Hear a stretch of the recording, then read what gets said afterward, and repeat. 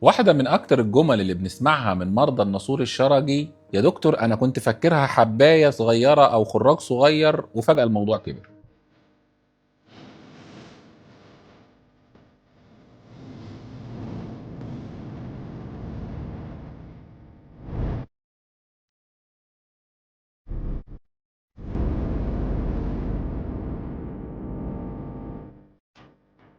وده لأن النسور الشرجي غالبا ما بيبدأش بشكل واضح، لكنه بيبدأ بالتهاب أو خراج بسيط، وبعدها الجسم بيكون قناة صغيرة بين داخل القناة الشرجية والجلد الخارجي. والغريب إن في ناس كتير جدا بتفتكر إن النسور الشرجي مجرد جرح أو فتحة صغيرة، لكن في الحقيقة إن المشكلة الأساسية بتكون تحت الجلد، لأن النسور بيكون عبارة عن مسار داخلي أحيانا بيكون متفرع أو عميق أو مخترق عضلات الشرج.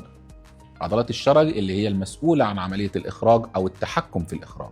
وده السبب اللي بيخلي التشخيص الدقيق مهم جدا، لأن علاج الفتحة الخارجية فقط من غير ما أفهم المسار الداخلي غالبا بيخلي المشكلة ترجع مرة تانية. ومن الحاجات اللي ناس كتير ما تعرفهاش إن أغلب حالات النسور الشرجي أصلها بيبدأ من خراج شرجي.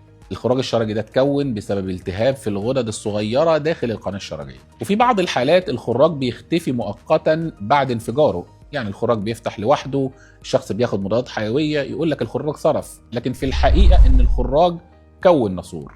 المسار ده بيفضل موجود، وبتبدأ الإفرازات والتورم ورجوع الالتهاب بشكل متكرر. عشان كده واحدة من أكبر الأخطاء إن المريض يتعامل مع النسور بالمراهم أو المضادات الحيوية فقط لفترات طويلة ومن غير تشخيص أو إن هو يعرف نفسه ويعرف حالته إيه بالظبط. في الحقيقة مش كل النسور الشرجي نفس الدرجة، لأن في أنواع بسيطة ومسارها سهل، وفي أنواع معقدة وبتكون قريبة جدا من عضلات الشرج، ودي تحتاج دقة كبيرة جدا في العلاج علشان نحافظ على وظيفة عضلات الشرج وما يحصلش ضعف في التحكم. وده السبب اللي خلى الطب الحديث يعتمد بشكل كبير جدا على وسائل حديثة في التشخيص زي السونار الشرجي اللي موجود عندنا في عيادات ريليف في جهاز الريكتو كام ستيشن. كمان في بعض الحالات بنحتاج نعمل رنين مغناطيسي علشان نحدد مسار النسور، لان احنا لو حددنا نوع النسور ودرجته بيفرق كتير جدا في اختيار طريقة العلاج.